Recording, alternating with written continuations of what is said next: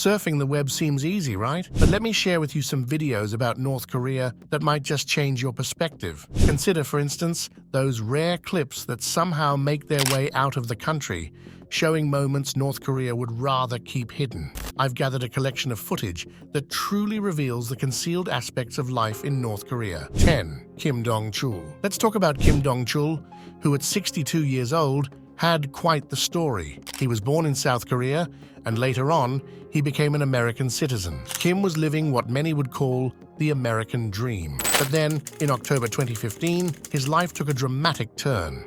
He was arrested by North Korean authorities and suddenly found himself at the center of what looked like a big spy drama. At a news conference in Pyongyang, the capital of North Korea, Kim was under the spotlight for all the wrong reasons. He admitted to spying, saying he was just a piece in a bigger game being played by South Korean intelligence with connections to the US. This kind of story isn't new in North Korea.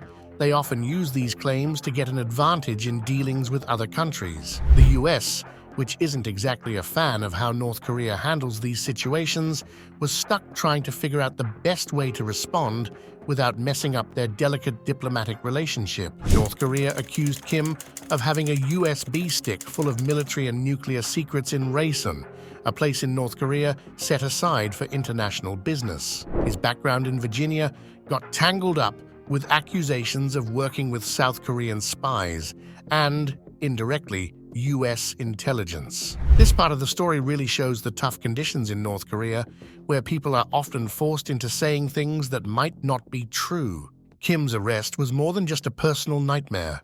It was part of a bigger picture involving missile launches, nuclear tests, and sanctions from the United Nations. These actions weren't just random.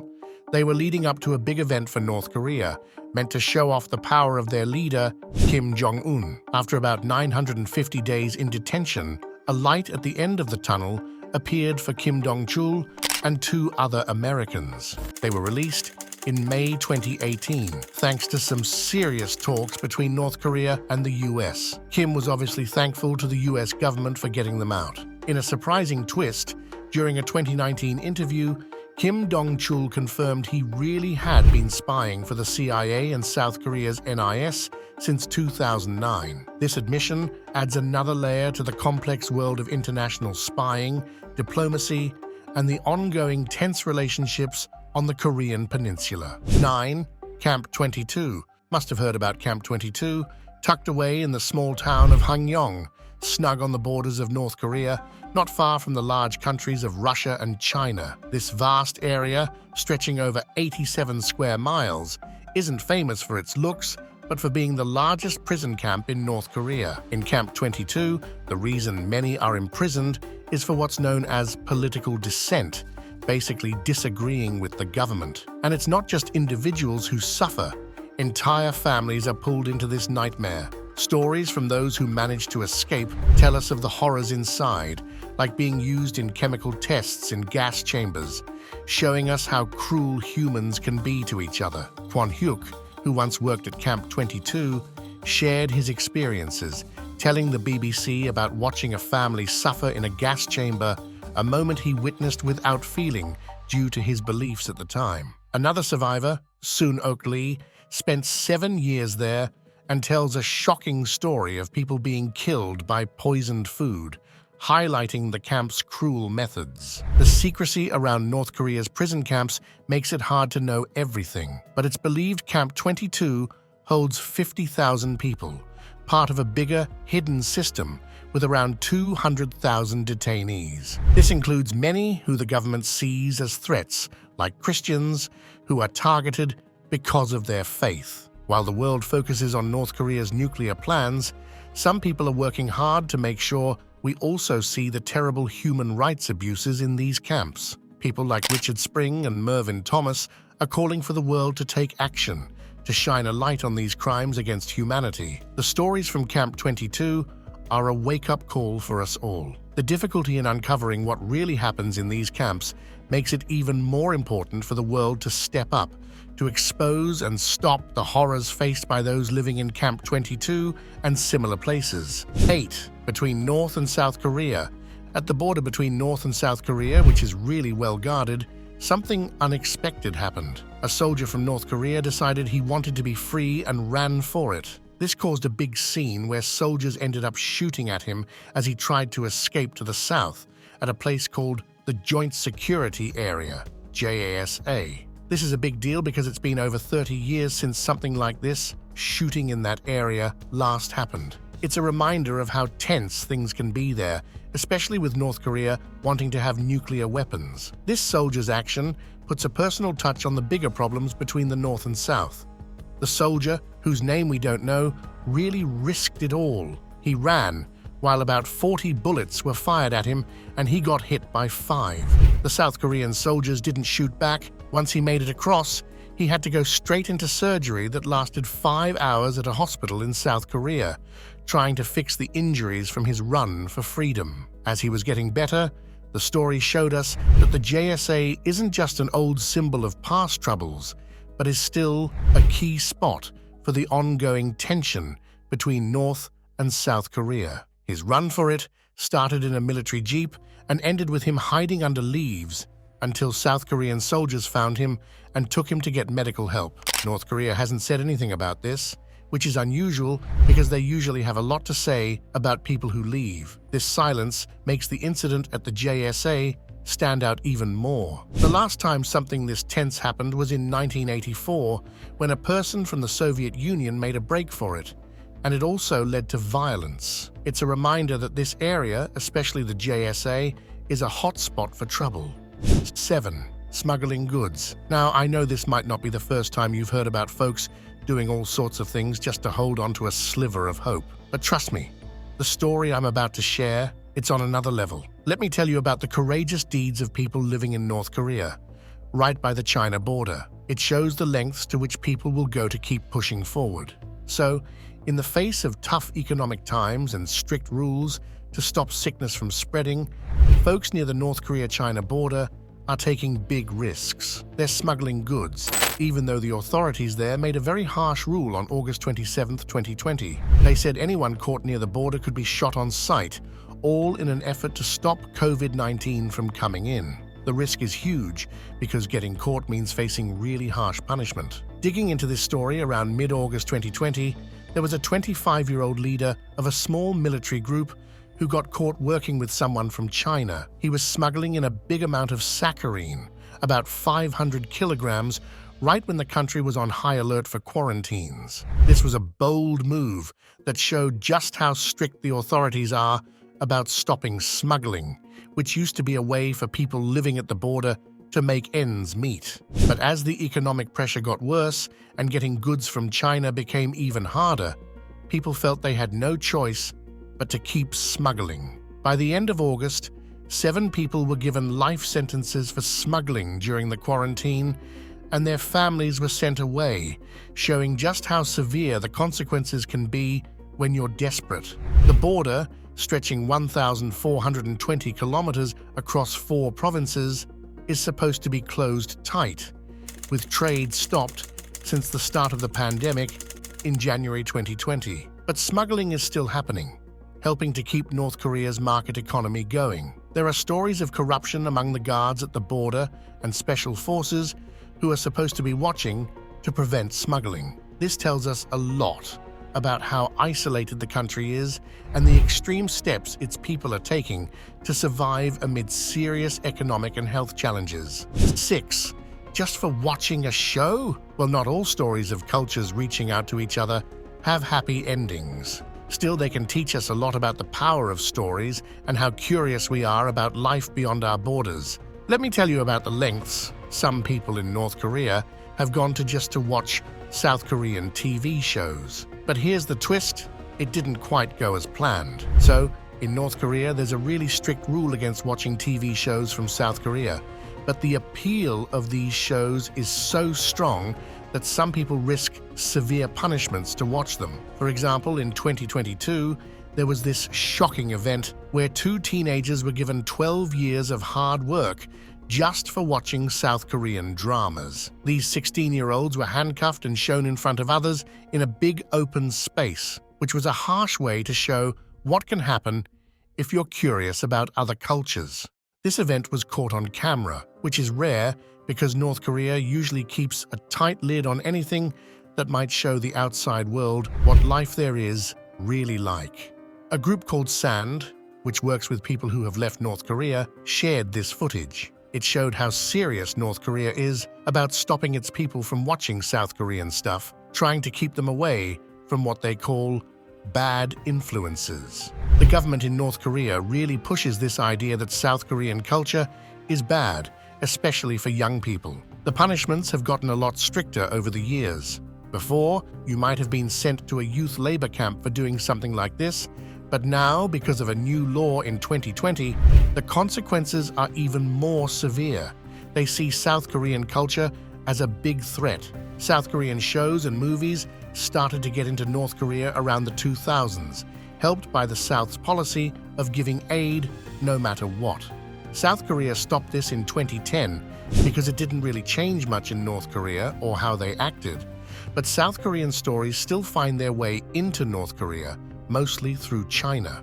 People who have left North Korea say that South Korean dramas are like windows to a different world, very different from how North Korea says life in the South is. The tighter control by North Korean authorities shows they're really worried about these shows changing how people think. 5. Juche Calendar. Ever heard of the Juche Calendar? It's North Korea's unique way of counting the years, all tied up with their Juche ideology. Here's the deal. It starts with Kim Il-sung's birth, dating back to 1912 on the regular calendar, but get this, they didn't unveil this calendar until 1993, 3 years after Kim Il-sung passed away. Now, about the Juche philosophy. It's basically about relying on yourself a lot and really admiring Kim Il-sung and his successors. Simply put, it's a constant reminder to worship the ruling family while they take it easy. So fast forward to 1997, the third anniversary of Kim Il-sung's death. That's when they officially made the Juche calendar legit. Not only that, they also declared Kim Il-sung's birthday as the awesome Day of the Sun. Then, on September 9th of the same year, which is also the Republic's founding day, they gave the green light for the Juche calendar to replace the regular one in official stuff like documents, broadcasts, and archives. North Korea going all in on the Juche calendar shows just how obsessed their government is with glorifying their leaders. It's more than just a calendar.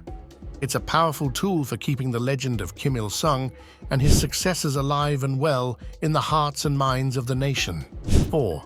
3 generations of punishment. I don't know if you've ever heard about how actions of one family member can impact their kids and even their grandkids, have you? Well, let's talk about something similar that happens in real life. And it's a mix of law, family, and fate that's both complicated and pretty controversial. This is about a rule called 3 generations of punishment used in North Korea. Here, if someone does something wrong, it's not just them who gets in trouble. Their children and grandchildren get punished too. At the core of this rule is a clear message from North Korea's leaders. If one person messes up, 3 generations have to carry that burden. It's a way to keep control through fear. Imagine being found guilty of something. It's not just you who suffers. The shadow of what you did falls on your family for generations. And the punishment can be as severe as spending a lifetime in work camps, not just for the person who did the wrong, but for their kids and grandkids too. This harsh rule started with Kim Il-sung, the guy who founded North Korea. He believed in getting rid of any opposition by punishing the whole family line, not just the individual who disagreed with him. It's not just a tough stance. It's actually a law there, creating a never-ending cycle of punishment within North Korean society. People around the world, especially from human rights groups, have strongly criticized this rule, calling it a major violation of human rights. The prison camps, known as Kwanliso, are infamous for their terrible conditions and the awful treatment of people inside them. But the effects of breaking this rule go beyond just legal trouble. It leaves a permanent mark on your songbun, which is a system that decides almost everything about your life in North Korea. A family that's marked by an offense against the government doesn't just face legal troubles. Their future gets a lot bleaker. They have less chance of getting good jobs, less access to important things they need, and carry a social stigma that affects their family for generations. So in North Korea, the 3 generations of punishment rule shows just how far the government will go to keep everyone in line. It means that what one person does can shape the lives of their descendants in big and often very unfair ways. 3. Hairstyles. Did you know that North Korea even controls people's hairstyles? Yeah, I'm serious, hairstyles. In that tightly run country, they have strict rules about haircuts, and if you don't follow them, you can get in trouble, whether you're a man or a woman. The government has a list of around 30 hairstyles they approve of, and everyone is expected to stick to them. Forget about trendy cuts, like spiky or layered hair. They want everyone to look like they're from the past. This weird hair control is just one example of how much control the government has over people's lives. In North Korea, they're always watching you, and your freedom is really limited. If you try to express yourself, you can get hit with harsh punishments. For a lot of folks in North Korea, life feels like a never-ending nightmare because of these strict rules. These strict hair rules might seem ridiculous and harsh to us outside North Korea, but they're just part of how the government keeps its power by controlling everything. 2. Travis King. Let's dive into the story of Travis King, a U.S. Army private, who in July 2023 did something quite unexpected. He crossed into North Korea. This event turned into a major episode in the ongoing tug-of-war between the U.S. and North Korea, leaving U.S. officials in a tricky position, trying to figure out what was going on without much information. At the center of this situation, Travis King's move kicked off a lot of behind-the-scenes action. U.S. officials tried hard to find out where he was and how he was doing, but from North Korea, mostly silence. They barely acknowledged they were even getting messages, keeping King's condition a big question mark. This wasn't just any silence. It was a silence with a purpose, carefully planned by North Korea's leader, Kim Jong-un, to gain an upper hand in dealings with the U.S. Now, from the U.S. State Department to the military, everyone was talking about how hard it was to communicate. Experts and officials like Bruce Bennett from the Rand Corporation and Mike McCall, who chaired the House Foreign Affairs Committee, thought King might end up being used in North Korea's strategies, a tactic they'd seen used before in international politics. With worries about King's safety and no clear information on any important secrets he might know, the U.S. was in a tough spot trying to figure out how to ensure his safety while dealing with the fact he went into North Korea on his own. The story took another surprising turn when North Korea said they were sending Travis King back home, more than 2 months after he crossed into North Korea. They claimed King was unhappy with his life in the U.S. Army and society. This new development adds another layer to this ongoing story. King's situation is quite rare. An American soldier going into North Korea without permission hasn't happened in over 40 years. It really shows how complex and sensitive the relationship between the US and North Korea is. 1. Luxury with no basic amenities. Definitely, let's chat about the cities in North Korea soaring high into the sky, all under the leadership of Kim Jong-un. Take Pyongyang, for instance, where you'll find really tall apartment buildings, including one that reaches an impressive 80 stories. But living up there isn't as perfect as you might think. Let's dive into what life's like in those high-up, fancy apartments in North Korea. But here's the twist. Luxury there isn't about having expensive things, but rather about having basic necessities that we usually take for granted. Think about trying to use an elevator that barely works, dealing with electricity that's unreliable, having very little water, and even worrying if the building you live in is sturdy. That's the everyday reality for the people living in those apartments. Jung Si-woo, someone who used to live there and now looks at it from the outside, tells us how ironic it is that in North Korea, people actually want to live on the lower floors, not in the penthouses. He talks about his own experience in a 13-floor building without an elevator and a friend's place on the 28th floor of a 40-story building where the elevator was just for show. It really shows you what it's actually like. Despite all these problems, North Korea's cities are still aiming high. The government wants to build a lot of apartments, like 50,000 of them, and they've already finished the first 10,000. They say these new places will focus on making life better for people, with schools, healthcare, and other good stuff, even though the country faces tough times with sanctions and natural challenges. People have to rely on their own solar panels to get some light, showing just how hard it is to get electricity. While the top dogs might have it all, the average person's place might not even have the basics. To really make high-rise living work in Pyongyang, they've got to sort out the problems with electricity, water, and making sure buildings are safe. As folks like Jung make do with what they have, the gap between those big dreams and the reality of living there gets even bigger. In North Korea, they're still reaching for the sky, but there's a lot they need to fix on the ground first. Have you seen any other videos that show North Korea doing something suspicious? I'm really interested. Tell me about that amazing experience you had during your adventure. And keep watching out, because who knows what other crazy stories we might come across on this journey we're on.